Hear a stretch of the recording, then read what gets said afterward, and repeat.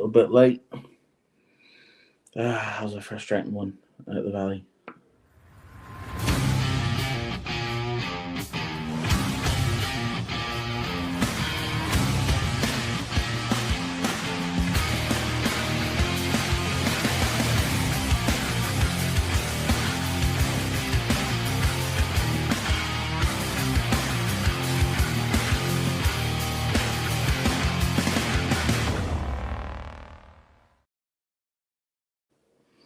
Hello, everybody. Welcome into the From the Firefly podcast 58. I should know the number by now. My name is Callum. No backdrop. If you haven't seen my YouTube messages, I'm currently in the Canaries, so excuse the weird angle. I don't have a mic, so I hope you all can hear me and everything's okay.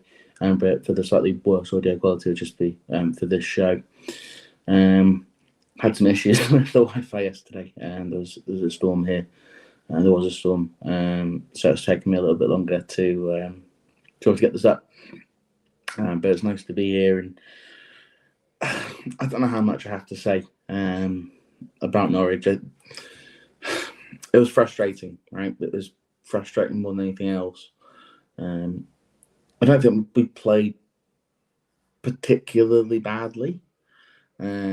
I don't think it was a game where I was sort of sat there the raging for most of the game, at least in the last half hour. The first hour I thought was reasonably poor. But I think it showed quite a lot of the problems that we have to address in the summer, and some of the problems that we have to maybe with the Nathan Jones style football at the moment, and what happens when you come up against sides that are maybe not the best in the division, because actually I'm better against teams in the better, in the upper echelons of the division, but those teams in the middle, right? Those sort of, you can point Stoke away. We can put a point Norwich away, probably quite similar the first bit against Sheffield United at home before they got the red cards. You can also look probably Preston away at the time, QPR away at the time, right? Those sorts of sides where they don't want the ball all the time, if that makes sense, right? But they will, when they're on the ball, they will cause you trouble. But what a lot of those sides do is because they're not massively dominant in terms of being on the ball, they give you the ball back quite a lot and say, "Come beat us." And against Norwich twice now, they've given us the ball and then sort of high pressed it off of us. It's a way to sort of create errors. And it happened time and time again on Saturday.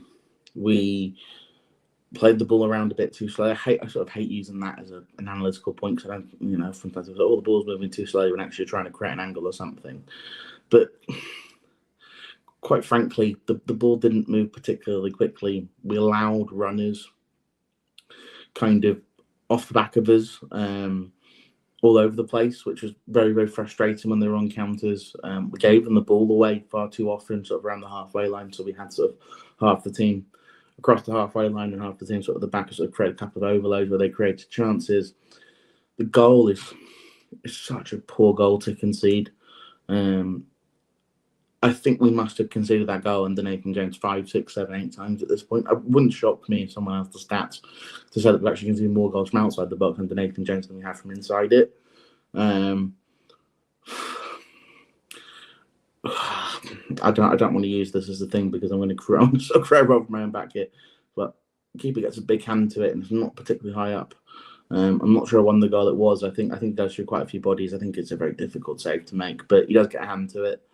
So the things that sort of would bail you out in a situation like that, in a game like that, we didn't have it, right? And we didn't get that sort of rub of the green, the blatant penalty on Lloyd Jones in the second half, which is baffling to me how that wasn't given.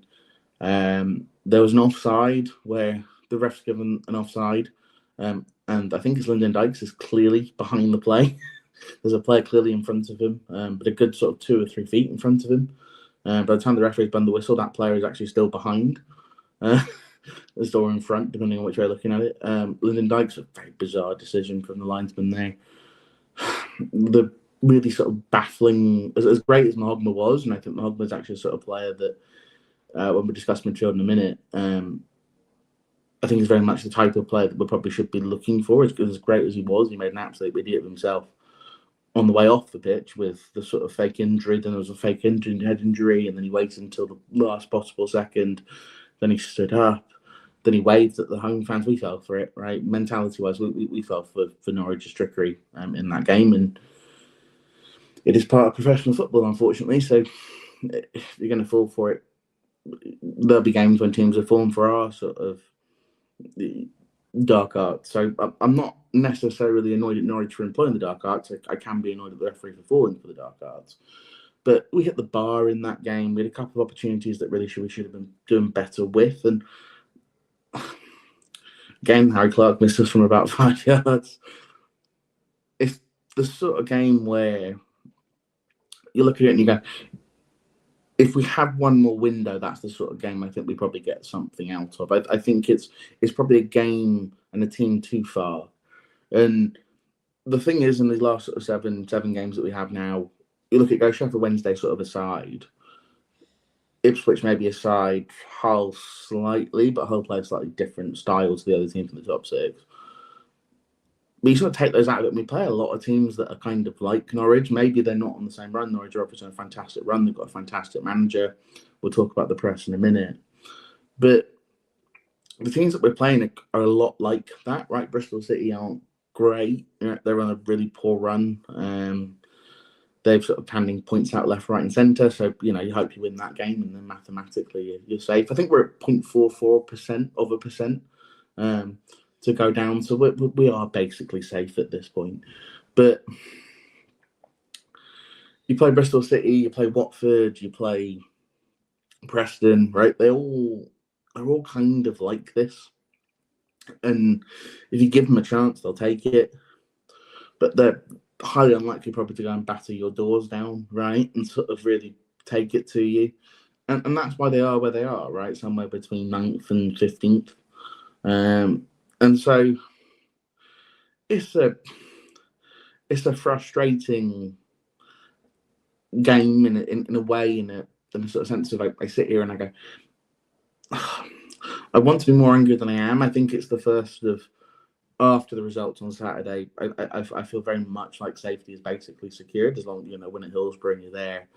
But you're just I'd like one more win before that, actually, because that would basically mathematically seal it. But the season really is starting to sort of fade out a little bit. It's going to be 7 straight friendlies, right? Really, they glorify friendlies. They matter to the club because the higher up you finish, you're going to win. You get a slightly higher payout. But are we going to finish any higher than 18th? Probably not. Are we going to finish any lower than 18th? We might drop to 19th if Blackburn or West Brom continue this run, for example. You may end up finishing 19th, but I don't think you're going to go any lower than that, right? And I don't think that we're with the Leicesters and the Portsmouths and the Oxfords of the world. So I can't even get frustrating sense of, we lost a game in the relegation battle. I just kind of went to the Valley yesterday, and it's the first time, and I think you kind of get to this point in some seasons where you kind of go, I just want to see something different. I want to try something different. I want to see what happens when you try this player here, or you try that player there, or for example, you've got February on alone, right? We've seen glimpses of him. Well, it'd be nice to see him, really get a run out and see, is this a player that, ultimately we can go to Stockport at the end of the season and go, hey, do you want to keep Tanto and we'll keep this lad, right? So I'd like to see some of that. I'd like to see more Joe Rankin Costello if he's going to play more games next year, as Nathan's talked about. I'd like to see players that aren't on loan playing just to see what they look like. I'd like to not necessarily experiment because you still want to win games, but I'd like to at some point, maybe if we go to Sheffield Wednesday, if we're already mathematically safe, maybe you bring Alan Wamba with you, right? Maybe you start him and see what you've got in midfield against players that won't be of a massively higher quality. So I think that there's that sort of frustration of, okay, it was the same sort of Nathan Jones team that we always see that isn't always the most exciting. There's the frustration of actually until we get into the market, and we'll come to midfield in a second, we're just not going to be able to play against teams that can press as well as Norwich pressed on Saturday. There's the frustration that they've got 14 players out injured. which is always was always a difficult thing to lose to, right? Because we're mostly healthy. I know Josh Edwards is out and Harvey Nips is out, but we're mostly healthy. I know his Burke's out, but for me, I'm just in a place where there's a lot of like little silly frustrations and things that we can't really clean up until the summer. I think it's pretty obvious they will clean it up in the summer. But it makes, for example, the fact that both the young strikers are out on loan / one is injured, right? So we can't really see. If you were safe with 3 games to go and you had sort of, and Bick was around, you go, oh, what did I reject the £5 million for? I'd like to see that, and we're just not. We don't really get to that. We're going to see Miles, TC, Dykes, maybe Godwin when he comes back for a little bit of a swan song, right? But we're not going to see anything, potentially we might see next year that's going to be new, and that's makes some of these games a little bit difficult. Will I be at all of them? Absolutely. We'll be hoping that we win them. Yeah, definitely. And I don't want to sound like I'm taking it for granted that we'll stay up. We obviously need one more win. We probably need 2. But I think over the course of 7 games we'll get that. We're not going to play this Norwich side every week. But the one thing that I did notice, and this kind of goes into Stuart in the comments here, talking about the midfield needs revamping. I don't have to get this up because I'm on the iPad. Midfield needs revamping with some creativity. Galbraith have been nice, but that ship has probably sailed. Yeah, I mean, there's 2 things that I think we need. I think that we need to figure out who the rotational, is Conor Coventry going to stay out on number 6?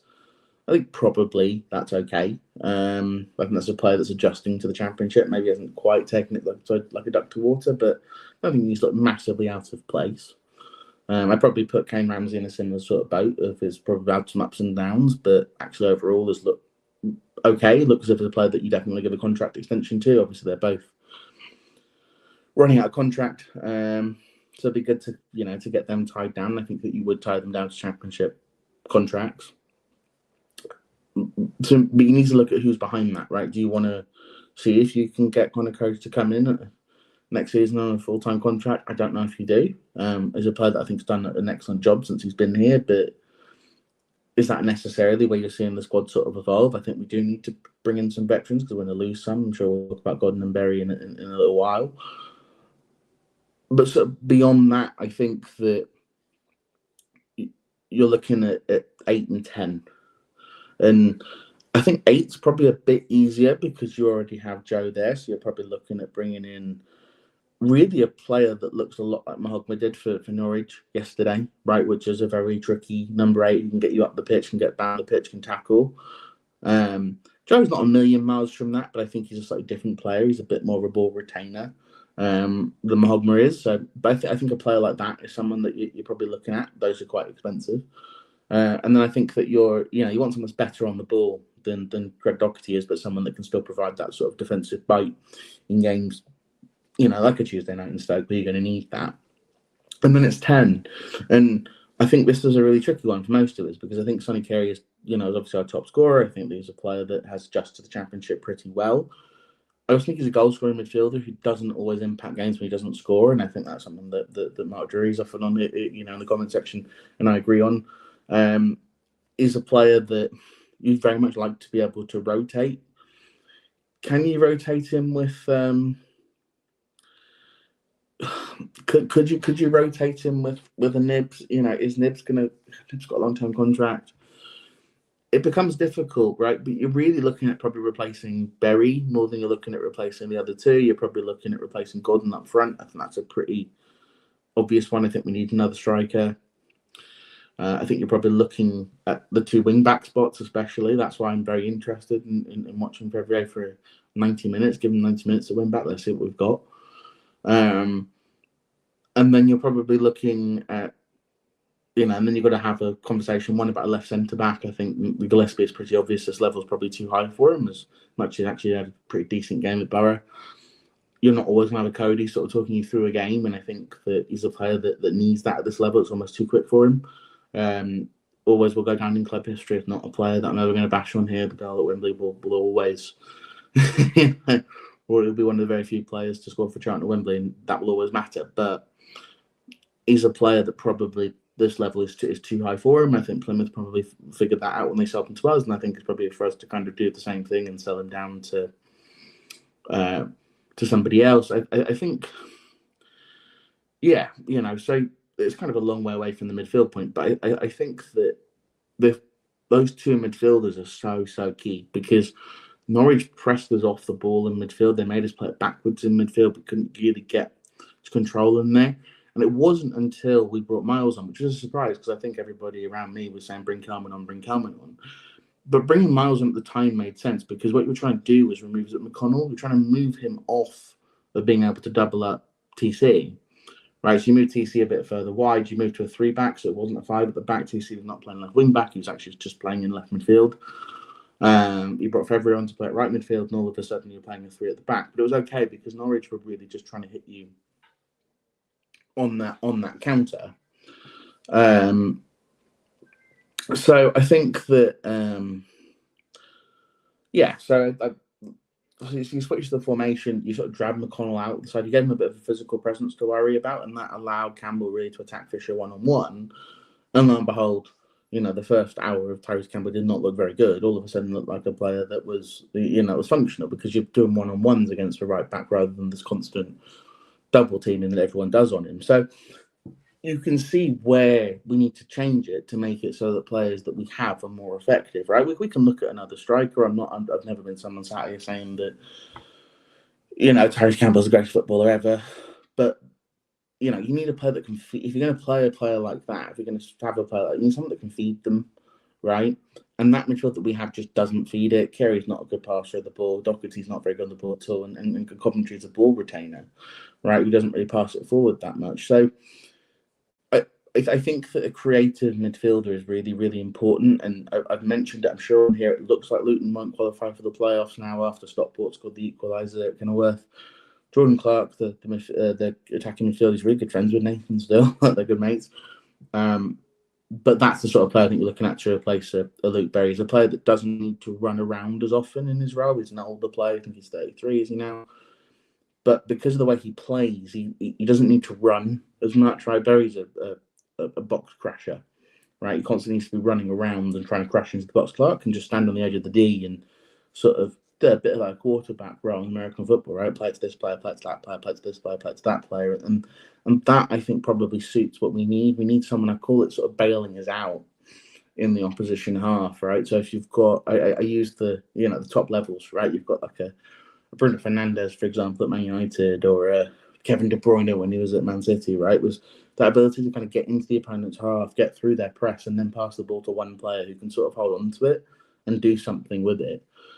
We don't have that player at the moment that can do something with it, and we don't have that player really that can hold it either. And I think that's really what you're looking for. And I think it's pretty obvious from what Nathan has sort of said, that they understand that they've got to get someone who's more creative, who can sort of make everything quite a bit more fluent, right? So you can get that sort of fluency.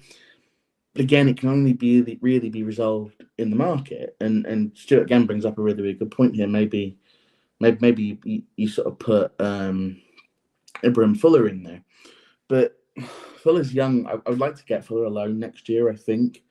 But he's a sort of player that maybe can provide back, but I think he's actually more of a utility player in many ways. He can play across different positions on the pitch.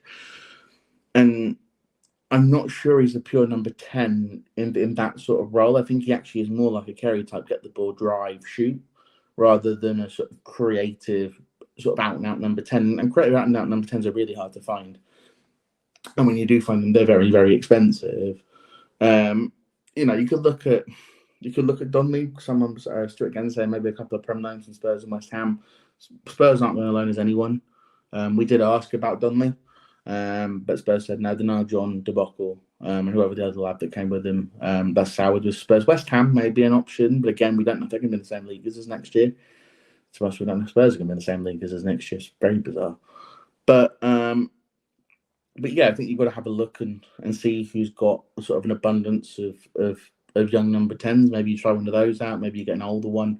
I still think Clark makes the most sense. He's going to cost you next to nothing. His contract may be running out at Luton. Luton don't put contract lengths out. They're very weird about it. So I don't know if he's going to be available, on a free. But you go to a team like Luton, and you say we'll give you 300 grand for him or something for a 32-year-old. They'll probably take it. So maybe 500 grand actually with the money that Luton have from the parachute payments, which I think don't end until next year. So, but there are players that sort of fit that system, that fit that Nathan Jones mold. He has used creative players previously in that sort of hole, in behind the two strikers. I actually think that having a player like that can play the ball onto Tyrese Campbell, can run onto it, when scored the goal against Stoke. I think that makes a lot more sense than what they're currently trying to do, which is we have 4 different types of midfielder, and none of them really suit the players that kind of play in front.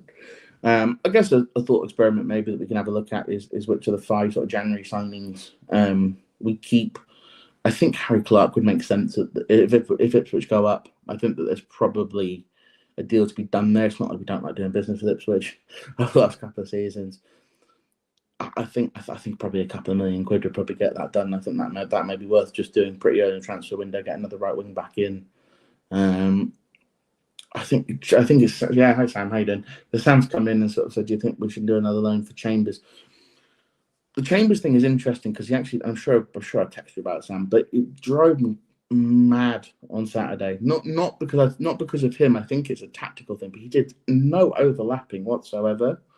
So we ended up in a thing where we were just playing it to Tyrese Campbell to play 2-on-1 all game until we brought Miles on. And I didn't understand. I still don't really understand why we didn't overlap Luke Chambers. If it's to take the pressure off of Murray Bell, that doesn't really make much sense to me, because we moved to that formation anyway. Surely you should try it for a short period. I mean, has Luke Chambers ever really hugged the touchline since signing for us? It's something that Clark does all the time.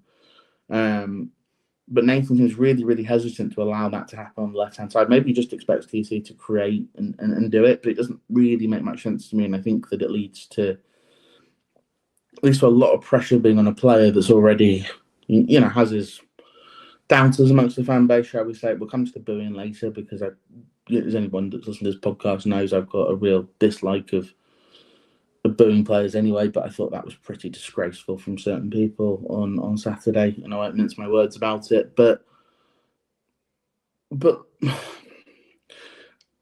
would probably look at loaning Chambers. I like him. If there's a deal that can be done, in his last year at Liverpool, is that a player that you want to stay? I don't know, but I still would want to go and get another left wing back, almost certainly, to have another one in, because I just don't know if I trust Josh Edwards' fitness history.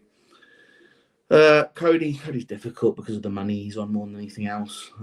He's the sort of player, again, that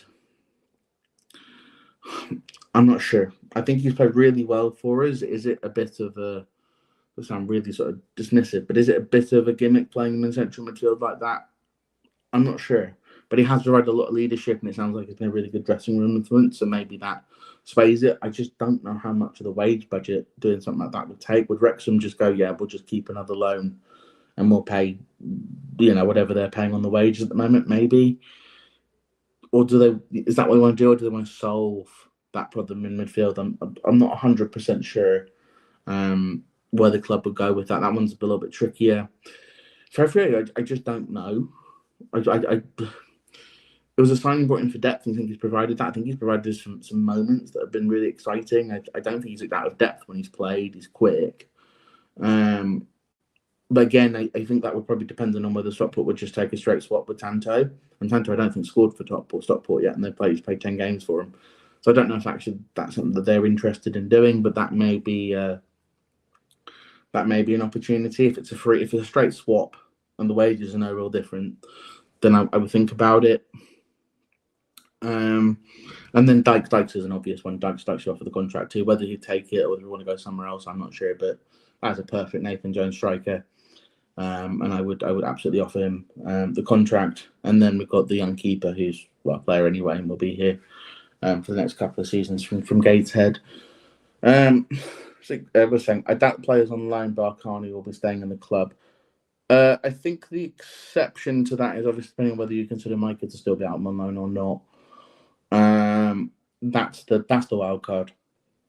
Well, I say on this podcast all the time. That's the wild card player that we have. we have a generational talents out there. Somehow he seems to have damaged 5 ligaments in his knee, but has been told if he wears a knee brace and rests, he'll be fine in 3 months' time, which is wild, but also because he's built like an absolute crap house as put a brick in a what house. But yeah, I think other than that, Actor maybe does come back. I think actually, Sam, if we do transition into a 4-3-3 to play Costello more, he might get some more run time. I don't think he's had the greatest spell with Bolton, if I'm honest with you. I think he's been hooked at half time to the last 3 weeks. So I don't know. Again, if starting the season well and then being dropped, no respect his confidence or something, but it's not like he's torn the world up for Bolton since being there. I don't think it's been dreadful for him, but he's not sort of torn it asunder for him. I think anybody else, Gassan's obvious, right? I mean, at this point, I wonder whether they might just try and do a Scott Fraser and see if they can just pay him off to go away.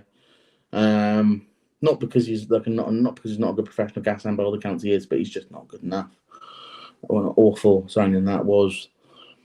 I'm trying to think. Somebody remind me who the other player out on loan is, because Alex Mitchell will definitely be signed by Plymouth. I think that's pretty obvious. He'll be staying at Plymouth. I think that there's a deal there to be made that makes all parties happy. We should increase the transfer kitty, especially if Plymouth do get promoted. They're on a cracking run at the moment. They're 1 point off the playoffs now. But if they do get promoted, hopefully there'll be a nice bit of there.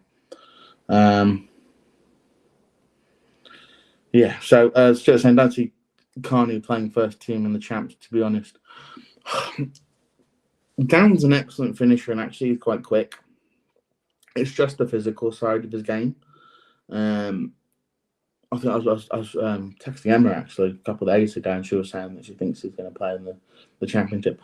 I'm more on your side, Stuart. I'm not sure. I think that's a player that you absolutely would want to loan to League One next year and see if he plays well in League One. I think there's a player that you can sell for a reasonable amount of cash. And this is one of the things I don't know if anyone's heard the Corley podcast you did this morning, but they were sort of discussing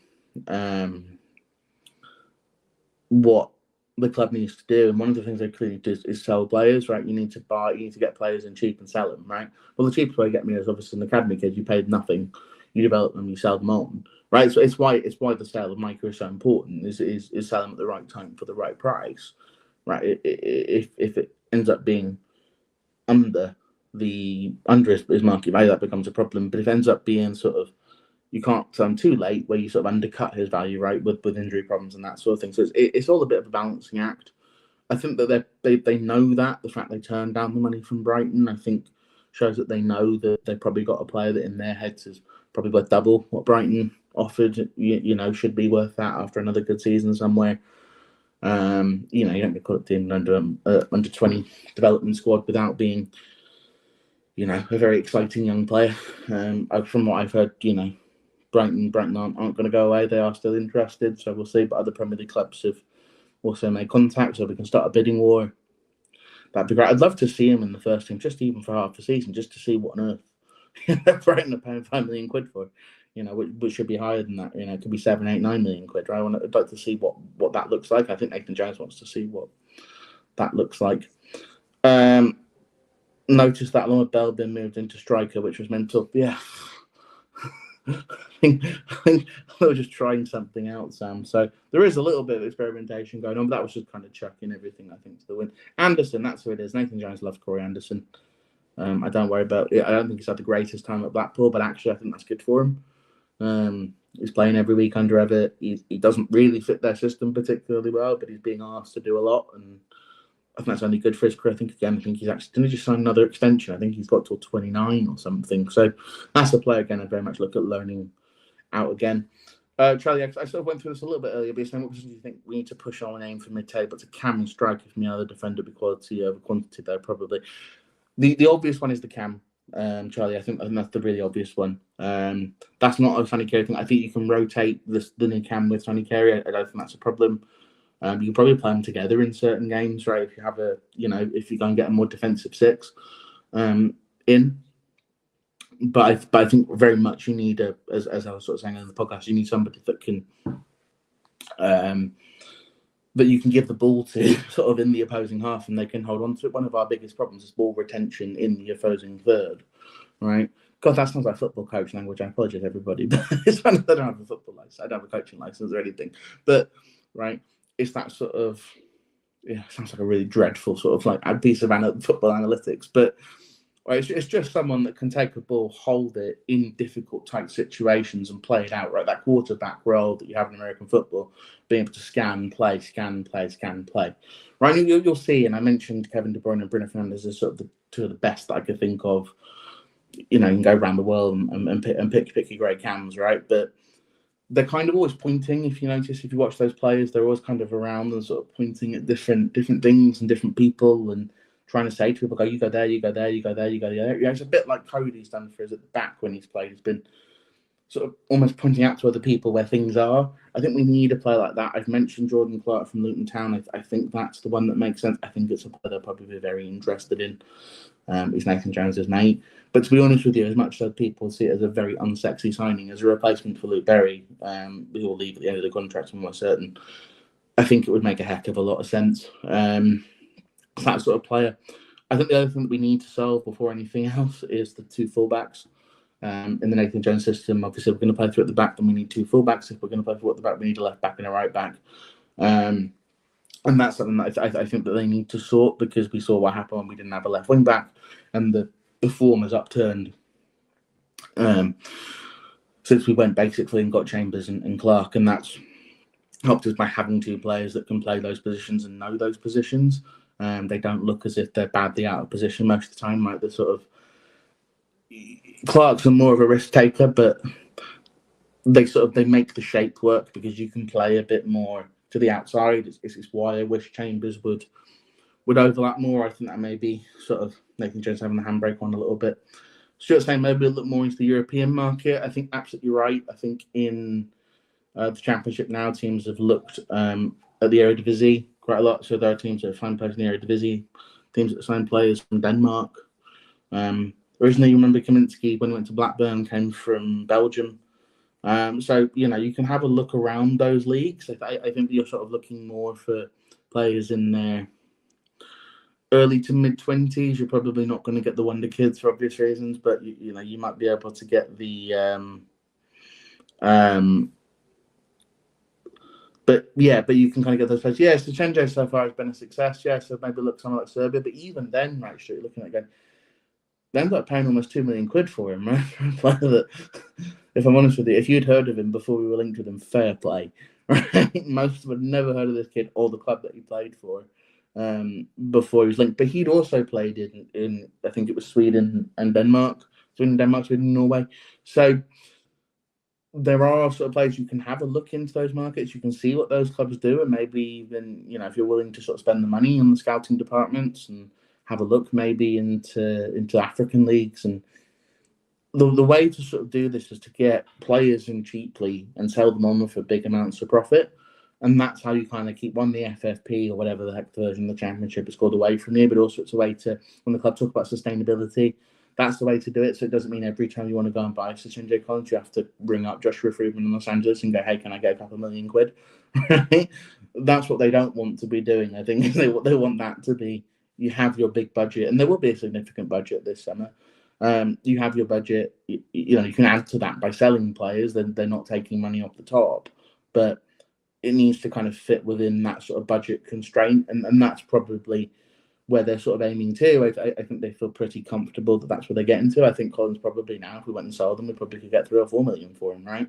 Just by virtue of he's played pretty well in the Championship and he's a player in a couple of games and he looks interesting. And it really is that simple in football when you're in the English leagues to make money on players. If they look like they're playing decently for you at a decent level, and the Championship is a very decent level, then teams are interested, right? And teams are interested straight away. If you've got a kid that comes through, but, you know, if we played Micah for 3 games in August and he scored 3 goals, someone will offer you 15 million quid.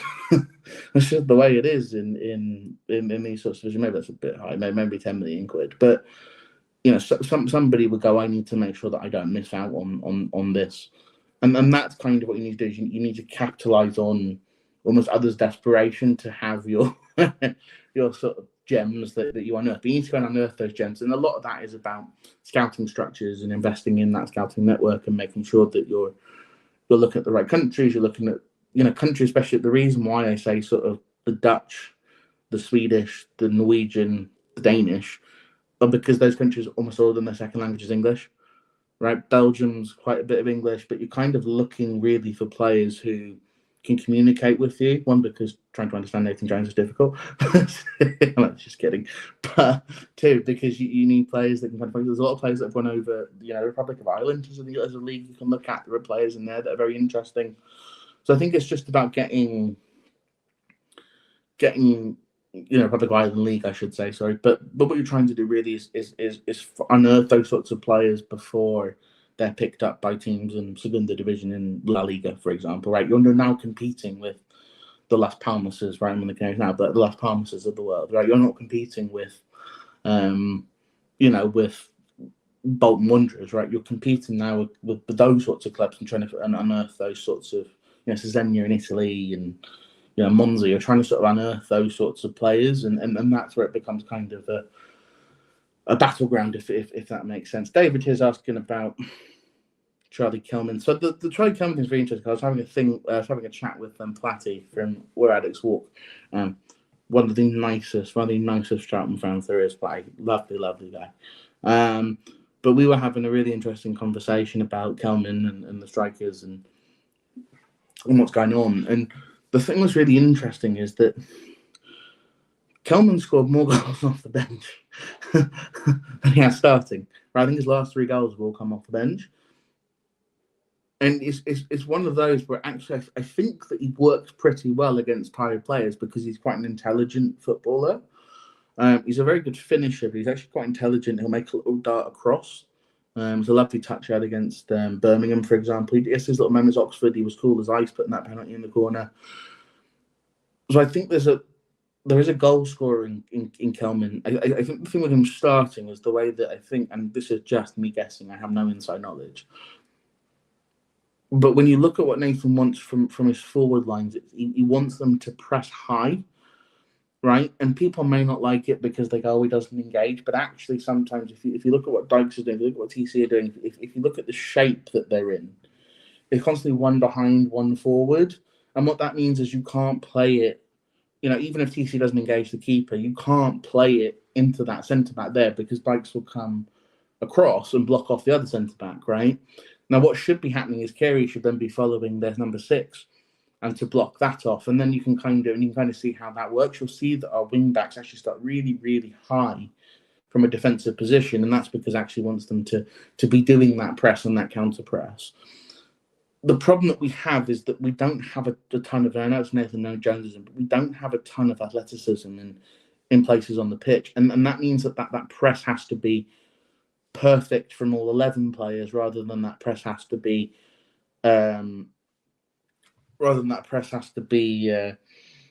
good amongst sort of 10 of them, right? And Kelman's a willing presser. I've become a willing presser, but he's not the most athletic player in the world, and I think that's where it comes from. It comes from that Nathan Jones very famous quote from earlier in the season, where I think a lot of people thought it was throwaway, but it was absolutely true. And he went, "I don't care who my top scorer is." He went, "Thomas Kaminski is my top scorer, and I wouldn't care less for winning games of football." That's what that is. So he wants from his strikers things that aren't always necessarily what you think you want from a striker, if that makes sense, David. And that's why, Charlie, when you were talking about buying a striker, I think that's where my worry is. I still think, and I think it's Marcus Hoare is a really, really he does a lot on Reddit, but he's also he's another really nice Charlton fan, really well considered. He's talked about as well. I still think last summer, if Adebayo hadn't done his ACL, and I think that's a player that we would have looked at because again he fits that. He's a very athletic. I don't know if he still is because of coming back from the ACL, but he's a willing presser who's very, very, very athletic. Right, he's able to sort of maintain that sort of front back thing that I'm talking about, but he also is a player that can finish, and so he sort of combines all those things. And I just think for Charlie, he's got half of it. And I think part of it may be it may be that he has to lose a little bit of port. Sounds really harsh because I'm a chubby person myself, so I'm not saying this in a judgmental way. I think that he's someone that's quite stocky in his build, and there's nothing wrong with that. He's a fit footballer, and he runs around, does all things. But I think he may want to have a look at that in terms of when he's in the gym and doing that sort of work. I think that there's probably a part of him that realizes he doesn't quite fit that, and he needs to change that. But Charlie himself, I think, is pretty honest about his own performances and his own sort of place. He's not a player that's going to come in and say, I should be starting. I think he's a player that's going to actually, I've had my ups and downs. I can understand why I'm in the position that I'm in. Strangely, St. Treden, I talked to the Belgian league, and their star player is a Japanese creative midfielder, Ito. Is Ito on loan? I have a feeling he may be on loan from another European club. The name rings a bell. I could be wrong, Stuart. It's one to look up, actually. Hello to Paul from Buenos Noches. Hello, everybody. It's very nice here. Thanks for asking. But we're past the storm now, so we've got some heat, and it should be a nice couple of days before heading back to London. But I think very much we're in that place now where you can start looking at those summer deals. You maybe don't want to, start triggering release clauses or anything like that. But you can approach agents in the Belgian divisions, or you can approach agents in, the Elterskerren in Norway, or however you pronounce it, right? You can approach players and say, hey, is there any interest, right? There's a lot of players in Australia that are young that are coming through that may be of interest, right? So you can kind of go to some of these leagues and kind of ask around, right? I use the Irish League as a good example. Charlton had a lot of very good Irish players, right? Play for us, right? That's the league you can probably go to in which people will have players will have a recollection of the players that have played for us. And you need to sort of lean on that. We've never really been great at going outside of the English game. I know probably in the 90s and the 2000 heyday were probably better, but especially over the last 10 or 15 years, we haven't been great at going outside and finding it. But I think that to make it so that things are probably to make it so that things are I think things sort of work more smoothly. I think that you've got to be able to go and sort of find those gems, and that's how you avoid falling into FFP problems. Let's just have a really quick chat about something that happened on Saturday, which I did not like, and then we'll just have a really quick chat about the club accounts. For the club accounts stuff, I'm starting to look through it myself. I'm not business, not the most educated business person in the world, but I do a few people that I know in my family and sort of further on who are far more tuned in. So I'm having a conversation with them, hoping to have a bit of a conversation. Maybe I'll do a special podcast next week or something on some of that account stuff. But I'll have a little bit of a small chat about it and kind of where we are. And it all kind of falls in that position if you basically need to bring kids through and sell them for, basically top of the market prices. And that's how, sorry, there was some sort of sea thing going on out there. I don't know what that was about. Some sort of warning. I think it must be one of the cruises. But yeah, that's the booing that happened, and David, I think is very different from what you were asking, because when Miles came on, personally, I may have brought Callum on as well. I actually don't think it ended up being the wrong sub, because we ended up creating a couple of chances after Miles came on, and the ball just wouldn't drop. Right, you're playing against a very, very good Norwich side, right? This will happen at times. It was frustrating because of the things I said before. It happens all the time for us, when it doesn't go well under Nathan. But Norwich are a very good side, and they're a bogey side for us. And Clement's a fantastic manager, especially for this level, right? I'd argue he's probably, he could be in a very good European league and doing very, very well for himself. And I didn't necessarily work out at Rangers, but he took them to a Europa League final, didn't he? So it's not like he's got no experience. But I did not like the booing when that sub was made. The booing came from Tyrese Campbell not going off. I hate that. I think that the conversation has gotten toxic, and it's not really about whether the player is good enough anymore. It's become, for certain people, not everybody. I think it's really important to note, not everybody. Some people just disagree with the tactics, and that's fine. But there was some of that stuff starting to become pretty personal. I'm starting to hear it quite often. I mentioned it after Oxford. I'll mention it here again. Through no fault of the kid, or the young man or whatever it is. Some of this stuff is getting extremely toxic. Maybe Nathan Jones should pull him out of the firing line, but it's not as if Miles or Charlie have necessarily set the world on fire when they've started over the last couple of months. We should not be booing our own academy kids like that, because that was the insinuation was we were booing the fact that he wasn't coming off. I found it quite embarrassing, if I'm honest with you. It's just my personal opinion, right? Everybody's entitled to have one. That's why we all go to football, free world, free country, and all that. But to me, I didn't think it was on, and I don't think it's on really. I don't boo my own team. I'm pretty, I don't like doing it. I don't boo the manager. I don't, I thought the stuff after Sheffield United was pretty embarrassing as well, and I'll stand on that. And I've been given pelters for saying it, but where I stand is that we should not be doing this. And I think David is absolutely right. TCB and Bell will not help his confidence. I'm not sure it's quite as low as people say it is, if I'm honest with you, David, actually. But he beat Fisher, and I think it's the 55th minute he beat him. And then once that sub was made, and he just kept beating him.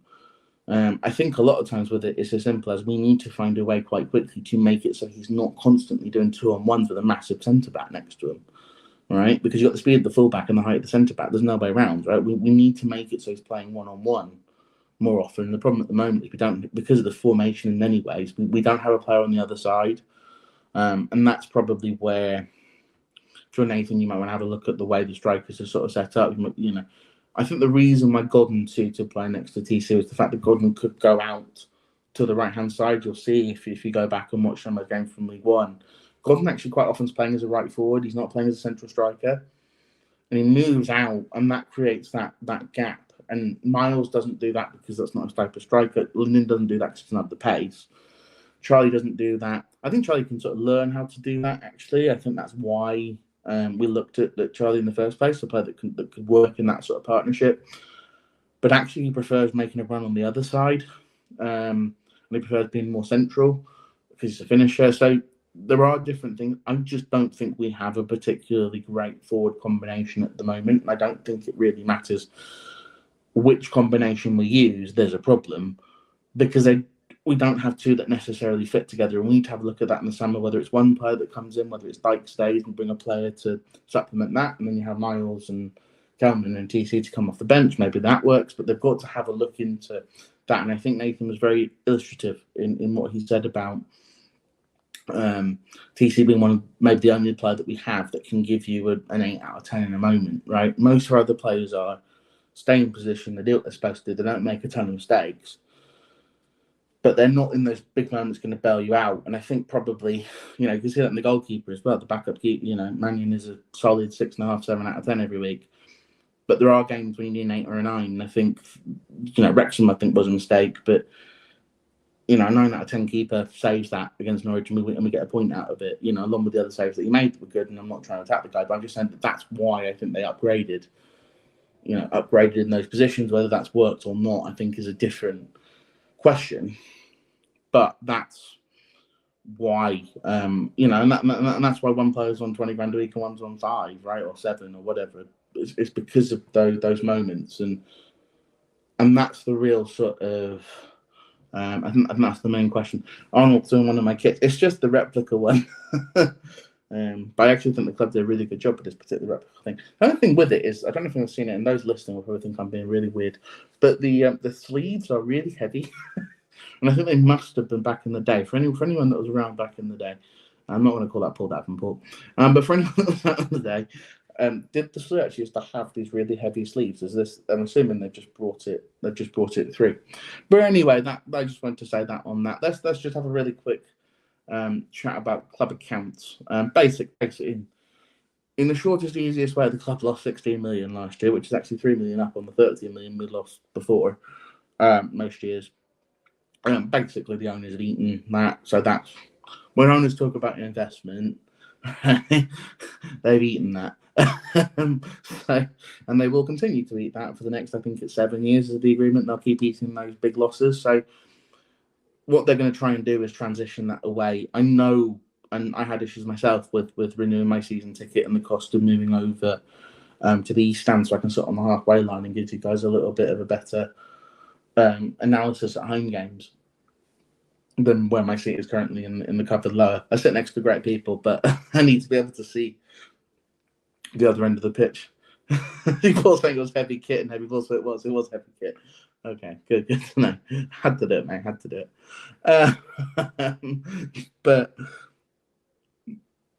But the problem is that those costs, and I think the club did put it in the letter from Gavin Clark, those costs unfortunately are going up for everyone in every industry, right? So with costs going up and everything's going on in the world at the moment, costs will continue to go up. The fact that football as a business is, well, it's a really stupid thing actually to spend money on as a rich person. Football, you're very unlikely to make a lot of it back. But a lot of that money that's being spent in summers, and it very much sounds like there's been another hefty investment this summer and on the valley itself, and ultimately to buy the valley, and right, like you're talking about huge sort of outlays of money, from people that have huge amounts of money to spend, but there's not always liquid, right? The investors that have stocks and shares that are worth X amount. But you can't just go and get that value tomorrow. You have to sell them off and go through that whole process. But they are eating a significant loss, and they've probably eaten about 40 million quid since coming in. So it's a very stupid industry to get involved in unless you have an obscene amount of money. We're in the sort of lucky position of we are run by people with an obscene amount of money. If anyone saw what happened at Ipswich over the last couple of days, it's also good to know that we're not run by complete idiots who can actually read the room. But it's one of those where I think that there will be things that were going up in cost that will continue to go up in cost because the club needs to somehow bring those losses down. Now you look at that and you go, well, if you'd accepted the bid for Michael, wouldn't that have been an extra fight? It wouldn't actually have gone on to that year's. It would have gone on to this year's. But say the loss is about the same amount, right? If that's 10 million, that loss becomes 6 million. All of a sudden you can say, okay, but companies lose 6 million a year. That's not that weird. But we are in, the owner of Gillingham making the point that a lot of clubs are very much at the behest of basically very wealthy people eating losses. Well, yeah, I mean, we are like any of those championship sides that would not make any money, and without those sort of very wealthy benefactors would be anywhere. And I think that sometimes when I listen to people talk about things like fan ownership and unfortunate reality, or the reality of the English football pyramid is that there is Wimbledon, but Wimbledon even now are lowering the amount that the fans own so they can try and get the investment in. It's there will be more investment coming. There will be people hopping on board. Most of them you're never going to hear from, and they will quietly come and quietly leave. But the reason why clubs like Birmingham and Wrexham have been so successful is, yes, their owners have lots of money, but it's more than that. It's that their revenues are so high, right? Yeah, Wrexham slightly by getting deals with United you're only going to get because your owners are Ryan Reynolds and Rob McElhaney. But the reason why they have all of those sort of celebrities in the boxes and that sort of thing is exactly because of that, right? So that they could get that revenue, and we need to find a way to get that revenue. I don't think these guys want to do it in a cheesy way, but I think they tried the Goldbridge thing, and I think we all went, that was, please never do that again. They've had the Sidemen football matches, they've had a couple of things, but I think they do need to look into revenue raising, how they can raise that revenue, so that the club itself ends up in a stable position. I think they know that. I think they've sort of said that within the letters. Right, it's been a longer podcast tonight, actually, than me. I'm going to go and enjoy the sunshine for a little bit. But I hope you'll have a wonderful rest of your evening, rest of the week. I've done a little bit of a preview for Bristol. There's not really much of a preview to do. Bristol are in terrible form. Yeah. And then what's the sum up what I've just said the last 5 minutes here? We brought the recent comment from Kieran Maguire. Basically, you showed me a sustainably run football club and I'm a pineapple. They will say they want to run it sustainably. Nobody runs a football club sustainably. Welcome to the arms race. These people are all big egos. They're all very, very successful business people. Most of them are not chancery and sort of complete and utterly nuts. Most of them are probably slightly arrogant, but then again, if I was worth $7.4 billion, I might be a little bit arrogant. Right? They have a lot of belief that they will be the ones to take Charlton back to where we should be in their eyes, and this is the task, right? But it's going to have some. I'm sure we're going to have some ups. We're going to have some downs. It's going to be an absolute roller coaster. But the next step, and I've forgotten who said it. It may have been David. It may have been Charlie earlier. All about now. Next, stay up this season, end up in mid-table next season, stabilise in mid-table the season afterwards, and then you can really, hopefully, you've brought the makers through the world, you've developed the Lee Brands of the world, you may have developed the TCs of the world, and then at that point you will have the ammunition to go out and the Alan Lambers of the world, the Fullers of the world, right? How many of these kids are still going to be here in 3 years' time? Who knows? but I think that these guys are here, I think, for at least the medium term. And I think that they are trying to show a want to get us to where we need to be. But it's just going to be a process. There's going to be lots of unpopular decisions and lots of popular decisions and everything in between. And, there's never a dull moment supporting Charlton Athletic, as they say. But make sure that you like, subscribe if you're on YouTube. Sorry this was so late. As I say, I've had some terrible Wi-Fi issues. And also I don't have a mic, so I've been speaking into an iPad for this whole pod over the last hour. But thank you all for joining me live. Really, really appreciate it. Thanks for all the support. Massively appreciated. Well, I guess we're going to Tottenham or West Ham next season. All right, for now. Come on, West Ham. Easiest away day of my life. We'll talk to you all later. Enjoy the rest of your week. And I'll see you all on Good Friday for the visit of Bristol City.